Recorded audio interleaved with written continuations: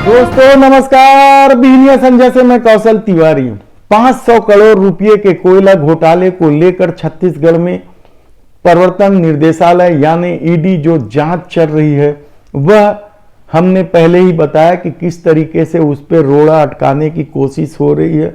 नागपुर से लेकर भाजपा के बड़े नेताओं के संपर्क में इस घोटाले में लिप्त लोगों के संपर्क हैं और वे ईडी पर दबाव डालना चाहते हैं। लेकिन ईडी ने कल छत्तीसगढ़ के आधा दर्जन जिलों में दबिश दी, वहां के खनिज विभाग में दबिश दी।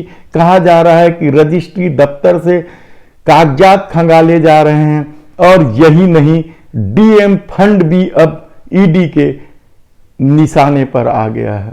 कहा जा रहा है कि सरगुजा में पदस्थ बजरंग पैकरा ईडी के छापे के दौरान बेहद ही चर्चित रहे हैं और उनकी पद स्थापना अब धमतरी में हो गई है। तो ईडी धमतरी भी पहुंच गई, जहां बजरंग पैकरा से घंटों पूछताछ की गई और इस मामले को लेकर क्या कुछ होगा हम आपको आगे बताते रहेंगे कि क्या बजरंग पैकरा की गिरफ्तारी होगी। यह सबसे बड़ा सवाल कर चर्चा का विषय रहा। दूसरी तरफ बलरामपुर, कांकेर और कवर्धा जिले में भी ईडी पहुंच चुकी है और वहां जांच कर रही है। रायगढ़ कलेक्टर रानू साहू और उनके पति जेपी मौर्य से ईडी पूछताछ कर चुकी है और कहा जा रहा है कि इस मामले में डीएम फंड में भी मनी लॉन्ड्रिंग का मामला सामने आ गया है और बहुत सारे जिले में डीएम फंड में करोड़ों रुपए के घोटाले सामने आने लगे हैं। उन्हें मनी लॉन्ड्रिंग के रूप में कैसे देखा जाए या साबित किया जाए, इसी लेकर ईडी कार्रवाई कर रही है, जांच चल रही है। कल जिस तरीके से छत्तीसगढ़ के आधा दर्जन जिलों में ईडी ने दबिश दी, उसे लेकर व्यापारियों में भी जबरदस्त हड़कंप है। कहा जा रहा है कि इस बीच रजिस्ट्री दफ्तर के कागजात खंगाले जा रहे हैं और बड़े सौदों पर ईडी की नजर है। क्या कुछ होगा यह तो बाद में पता चलेगा, लेकिन जिस हिसाब से ईडी अब धीरे धीरे आगे बढ़ते जा रही है, क्या चुनाव के पहले तक भूपेश सरकार की मुसीबत और बढ़ जाएगी, यह सबसे बड़ा सवाल है। और दूसरा बड़ा सवाल यह है कि मुख्यमंत्री के चर्चित करीबी अफसर भी क्या ईडी के अब निशाने पर आ गए हैं। कहा जा रहा है कि उन्हें बहुत जल्दी समन जारी होगा, उनसे पूछताछ होगा।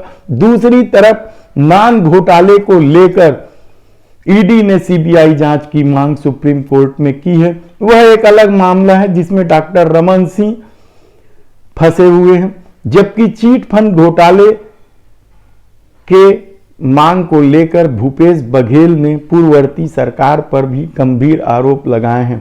लेकिन कोयला घोटाले को लेकर जिस तरीके से ईडी धीरे धीरे आगे बढ़ते जा रही है, अभी तक 4 लोग गिरफ्तार किए गए हैं। आईएएस समीर बिश्नोई, कारोबारी सुनील अग्रवाल, वकील लक्ष्मीकांत तिवारी और सूर्यकांत तिवारी।